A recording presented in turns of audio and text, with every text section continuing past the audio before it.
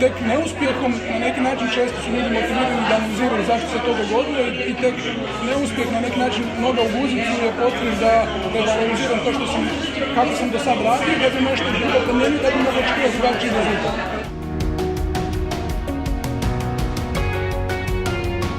Htjela bih im nekako poručiti da vjeruju u svoje snove, da vjeruju da je sve moguće, pogotovo danas kad imamo digitalne tehnologije, dakle nije nam granica naša država nego cijeli svijet, tako da možemo jako puno toga postići samo ako vjerujemo u sebe.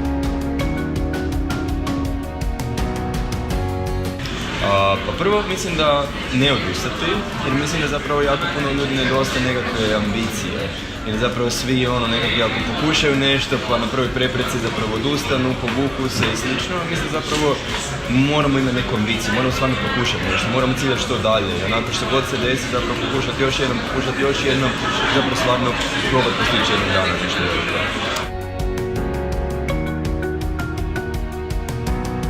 Ne vjerujem ni u uspjeh, ni u neuspjeh. Nema potpunog uspjeha, nema potpunog neuspjeha. To je sve kombinacija iz dana u dan. Živite ono što mislim da je važno, da ste uvijek dobre volje i da vas ništa ne baci u depresiju, ali da vas ništa ne digne u neko egzaltirano uzbuđenje.